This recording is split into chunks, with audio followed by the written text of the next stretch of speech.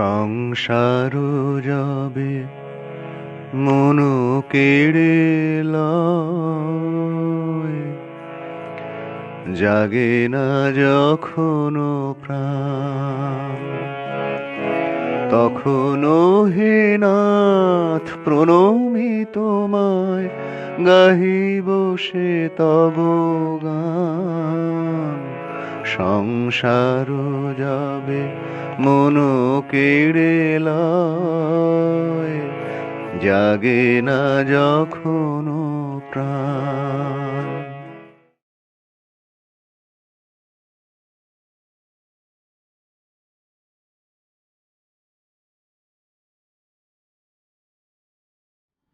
আজ 12ই সেপ্টেম্বর 2020, 24-এ পড়লো আমাদের। দিল্লি থেকে ডাক্তার বিজয় সিনহা ফোনে জানালো, তোমার এখন ঘর থেকে বের হওয়া উচিত।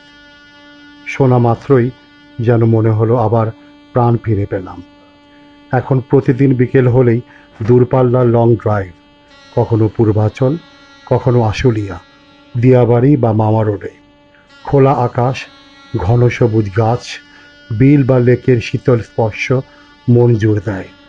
বিশুদ্ধ অক্সিজেন, খোলা জানালায় এক দীর্ঘ শ্বাস, সমস্ত ক্লান্তির অবসান দেয়।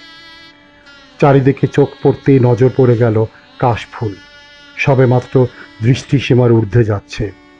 আর মনে হলো শরৎ এলো বলে ঢাকঢোল বাজিয়ে। সেপ্টেম্বর মাস, 12 তারিখ 1996। এই শরতে আমাদের আক্ত হয়েছিল। এর আগে কখনো দৃষ্টি পড়েনি এই সময়টায় কাশফুলের জন্মতিথি। কাশফুল ভারী মনকে টানে, কিন্তু ভীষণ নাজুক। একটু বাতাস বা অযত্ন ঝরে যায় তার দেহখানি। আমি অনেকটা কাশফুলের মতো, ঝরে যাবার ঝুঁকি নিয়ে ক্রমশ এগোচ্ছি। এক ধরনের জীবন যুদ্ধ জয় করে পুনরায় বেঁচে থাকার স্বপ্ন দেখছি। কে জানে কত দূর যেতে পারি। সালটা ছিল 1996, দীর্ঘ 24টা বছর। কেমন করে কেটে গেল সেটা বুঝতেই পারলাম না। বিচিত্র জীবনের অভিজ্ঞতা, যৌথ পরিবারের আনন্দ, মা হারানোর বেদনা, ছোট বড় খুনসুটি, কখনো বা তার চেয়ে আরও বেশি। দাম্পত্য জীবনের বোঝাপড়াকে কখনো কখনো আঘাত এনেছে, কিন্তু সময়ের সাথে সাথে আবার মিলেমিশে সব ফিকে হয়ে গেছে। আমাদের একমাত্র ছেলে ওসামা, 21 বছর চলছে, নভেম্বরে 22-এ পড়বে। ওসামাকে নিয়েই আমাদের একমাত্র স্বপ্ন, তার শুদ্ধতার সাথে বড় হওয়া। ভোর হতেই একবার উঁকি দিয়ে দেখি, আর মনের অজান্তে এক ধরনের আনন্দ, স্বস্তি ফিরে পাই। ঘর জুড়ে বই, বিছানায় আধা খোলা বই তার সঙ্গী। যখন দেখি Sheffield, a brief history of humankind, Bertrand রাসেলের বই ওসামার পড়ার টেবিলে, তখন নিশ্চিত হতে পারি ওসামা ভিন্ন ধারায় বড় হচ্ছে। খাবার টেবিলে তার নানান প্রশ্ন, অজানাকে জানার ইচ্ছে আমায় প্রফুল্ল এনে দেয়, এক ধরনের প্রশান্তি এনে দেয় হৃদয় জুড়ে। দাম্পত্য জীবন অনেকটা জোয়ার ভাটার মতো। আমার আর দীপ্তির বেড়ে ওঠা একেবারে ভিন্ন ধারায়। রবি ঠাকুরের কুঠিবাড়ির মাঠে কুড়ানো ফুলে বিচির মালার যত্ন দেখে মনে হয়েছে যেন হীরের টুকরো পেয়েছে। তারপরও কোপ করে নিতে হয়, নিতে পেরেছি এই পর্যন্ত। কোপ শব্দটা ফেসবুকের এক ভাইরাল ভিডিও সাক্ষাৎকার আমার অবসরের সাথী। আরেকটি গান আমার মন ছুঁয়ে যায়, কোরা কাগজ গানটি। মান্নানের রিমিক্স গানটি কোথায় জানি অজানা এক স্বপ্নকে ভাবিয়ে তোলে। মাঝে মাঝে মনে হয় হয়তো কোরা কাগজই বোধহয় রয়ে গেলাম। আমার জীবন যুদ্ধ অনেকটাই আমাদের ক্ষুদে পরিবারকে কিছুটা হলেও ব্যাহত করে, তাদের আনন্দকে, তাদের স্বাভাবিক জীবনকে। কিন্তু আমি সত্যি অপরাধ, কখনো অসহায় বোধটা বড় চাঙা হয়ে ওঠে। আমার বড় আনন্দ পেতে ইচ্ছে করে। মনে হয় সেই উর্দুরের জীবনগুলো, নিচ থেকে ছাদ অব্দি স্মৃতি আমার চিরসাথী। স্মৃতির দৃশ্য জীবন্ত হয়ে আবার নবীন করে তোলে। ছাদ ঘরে আমাদের জীবনের প্রারম্ভিক সময়, সবুজ ঘেরা বাগান, বেলিফুল আর হাসনা হেনার সুবাস, চাঁদ আর জ্যোৎস্নার রাত, বাঁশবাগান, ভোরের প্রথম আলো, চারদিক থেকে আজানের ধ্বনি, পুরনো ঢাকার আবহ শব্দ, ওসামার দুরন্তপনা চঞ্চলতা, স্তর বিন্যাসের রকমারি ছাদে ওসামার পড়ে যাবার ভয়, অফিস থেকে বাড়ির সিঁড়ির ঘরে ওসামার ভয় দেখানো আমার জীবনে পরতে পরতে মিশে গেছে। আমরাও বাবাকে একই রকমভাবে ভয় দেখাতাম। এই এক ভিন্ন রকম আনন্দ উপভোগ করা। করোনাকালটা ভীষণ নস্টালজিক করে তুলেছে। 24 বছরের জীবনে আমরা ভালো আছি, কখনো চেষ্টা করি ভালো থাকতে। অস্থির মন সারাক্ষণ নতুন কিছু করার প্রয়াস, 50 জীবন পেরিয়েও ক্ষান্ত হয়নি। আমার অপূর্ণতা তোমার ও তোমাদের মাঝে যেন ভর না করে। আমার অনেক না পাওয়ার বেদনা তোমাদের যেন না ছোঁয়। একটা সময় এলে পরিসমাপ্তির বড় প্রয়োজন হয়ে পড়ে, এক নতুন জীবনের অধ্যায় শুরুর জন্য।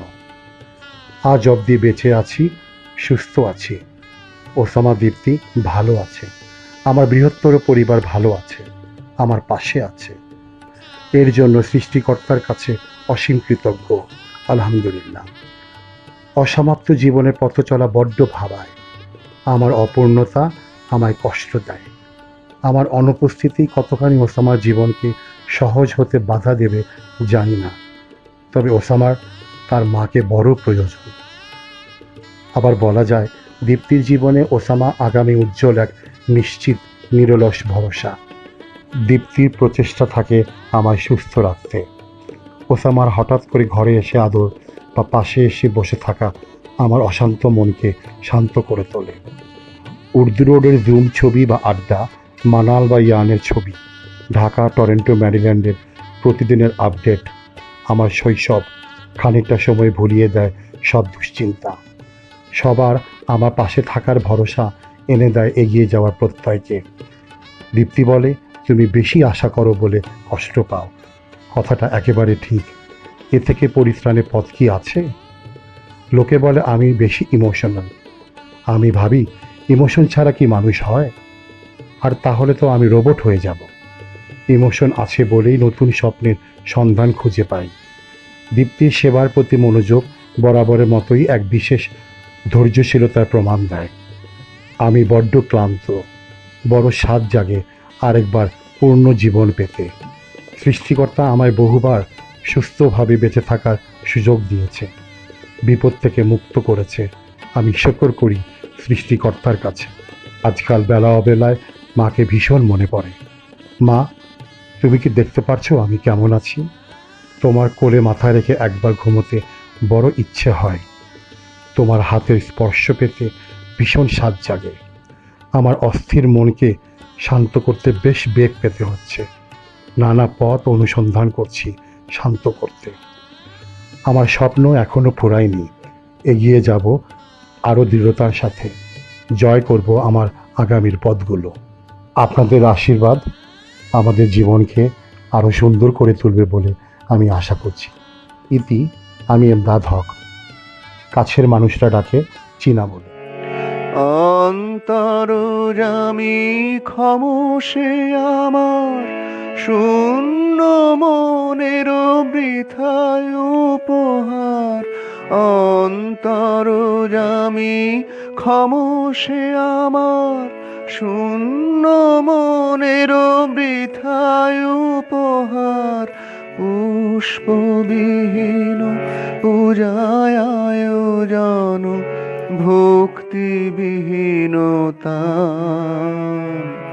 সংসার যাবে মন কেড়ে লয়, জাগে না যখন প্রাণ।